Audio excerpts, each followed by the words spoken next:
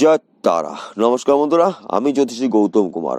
আজকে আমি আলোচনা করতে এসি 2024 সাল 8ই এপ্রিল 25শে চৈত্র মহাজাগতিক সূর্যগ্রহণ হতে চলেছে। এই সূর্যগ্রহণের মাধ্যম দিয়ে চারটি রাশির জীবনে চরম উন্নতি করতে চলেছে। কেননা 2024 সাল তাদের লাকি বছর।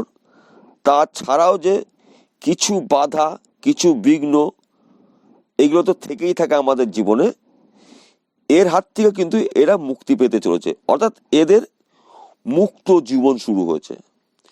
যদি সূর্যগ্রহণ চলাকালীন এই চারটি রাশির মানুষ যদি এই নিয়ম, এই মন্ত্রতন্ত্র জপ করতে পারে, তবে কিন্তু এরা এদের জীবনে 100% উপকৃত হতে চলেছে কিংবা হতে পারে। প্রথমে আগে আমি বলি কোন কোন ভাগ্যশালী রাশির ভাগ্য খুলতে চলেছে। 1 নম্বর ভাগ্যশালী রাশি সিংহ রাশি। সিংহ রাশি কিন্তু 2024 সাল খুব ভালো একটি বছর। তারপরেও কিন্তু এই সূর্যগ্রহণের দ্বারা এদের জীবনে সোনায় সোহাগা হতে চলেছে। আপনার সকল মনের ইচ্ছা পূর্ণ হতে চলেছে, অর্থাৎ আপনি একজন সফল ব্যক্তি হতে চলেছেন। আপনি যেখানে যাবেন সেখানে কিন্তু আপনি জিতে আসবেন, অর্থাৎ আপনার জয়, আপনার প্রাপ্তি ঘটবে।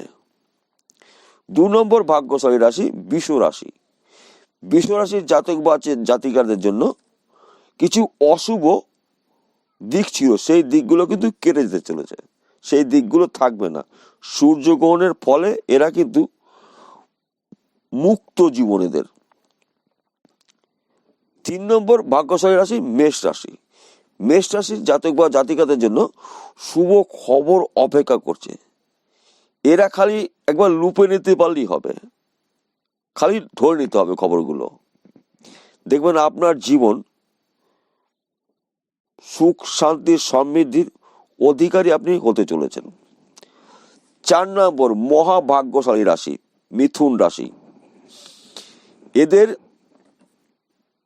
নাম, যশ, খ্যাতি বিস্তার হবে, অর্থাৎ এরা একজন সম্মানী ব্যক্তি হতে চলেছেন। এদের প্রাপ্তি যোগ ঘটবে। সন্তান দ্বারা এদের বংশের সম্মান বৃদ্ধি হতে চলেছে। তাছাড়া যাদের এই মুহূর্তে সন্তানাদি গৃহে আসেনি, সন্তানের জন্য প্রচুর চেষ্টা করেছেন, মন্দিরে গিয়েছেন, মসজিদে গিয়েছেন, গির্জায় গিয়েছেন, শুধু একটি সন্তানের জন্য, আপনার মনের ইচ্ছা কিন্তু পূর্ণ হতে চলেছে। সূর্যগ্রহণের পরের থেকে কিন্তু আপনার প্রাপ্তি ঘটবে। অর্থাৎ এই 4টে রাশির উদ্দেশ্য বলছি, আপনার মনের ইচ্ছা পূর্ণ হতে চলেছে এবং রবির মাধ্যম দিয়ে আপনি আপনার সমস্যাগুলো সমাধান করতে পারেন। এবার আপনার কি করতে হবে, এটা কিন্তু লাখ টাকার প্রশ্ন। দেখুন, আমি বলে দিলাম কিংবা যে কেউ বলে দিল আর আপনি সফল হয়ে গেলেন, এইটা কিন্তু সম্পূর্ণ ভুল। আমার বলাটাও ভুল, আপনার ভাবাটাও ভুল। কেননা ভাগ্যর তালা আপনার হাতে এবং চাবি আপনার মনের ভক্তি, বিশ্বাস, শ্রদ্ধা, এইটা আপনাকেই করতে হবে। আপনাকে কি করতে হবে আপনি এই ভিডিওর মাধ্যম দিয়ে জেনে নিন।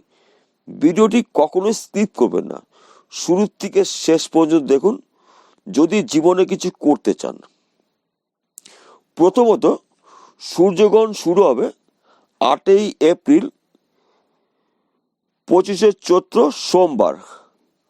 সূর্যগ্রহণ আরম্ভ হবে রাত্রির 9:12, অর্থাৎ আপনি 9টার আগে স্নান করবেন।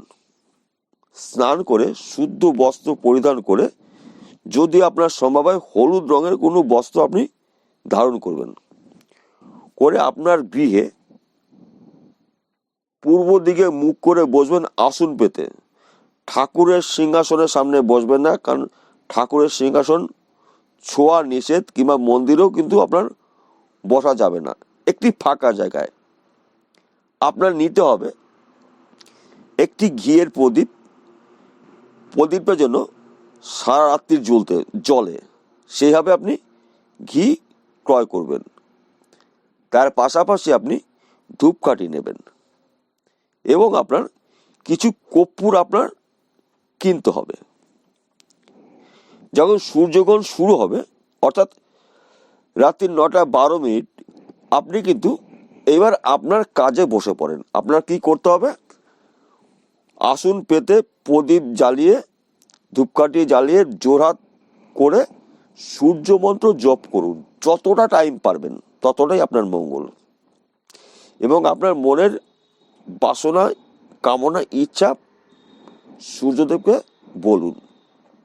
এখন আপনার কথা সূর্যদেব শুনবে, কেননা সূর্যদেবও কিন্তু বিপদ আক্রান্ত, অর্থাৎ রাহু সূর্যদেবকে ঘিরে নিয়েছে, অর্থাৎ গ্রাস করছে।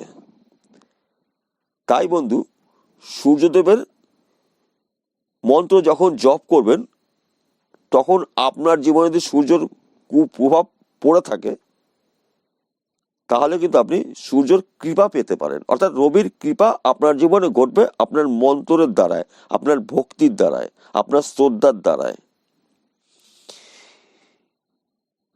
এবার সূর্যগ্রহণ যখন সমাপ্তি হবে, অর্থাৎ শেষ হবে, অর্থাৎ শেষ কখন হবে বলে দিচ্ছি। সূর্যগ্রহণ মধ্যম রাত্রির 11:47, সূর্যগ্রহণ সমাপ্তি রাত্রি 2:22, সূর্যগ্রহণ স্থিতি 5 ঘন্টা 10 মিনিট। অর্থাৎ আপনি সূর্যগ্রহণের শেষে ওই আসন থেকে উঠে পড়ুন, উঠে ওই কর্পূরের প্রদীপ আপনি জ্বালান, জ্বালিয়ে আপনার বাড়ির চতুর্দিক দিকে আপনি একবার এক পাক দিয়ে ঘুরে আসুন। এসে আপনি আপনার গৃহে যে কোনো একটি কোণায় যেখানে অন্ধকার পড়েছে সেখানে আপনি রেখে দিন। কেননা গ্রহণে কিন্তু অশুভ শক্তি আমাদের গৃহে প্রবেশ করে, তাছাড়া আমাদের জীবনেও কিন্তু প্রবেশ করে।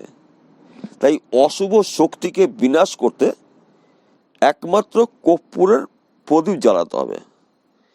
এবং ঘিয়ের প্রদীপ কেন জ্বালাবেন? ঘিয়ের প্রদীপও জ্বালাতে হবে।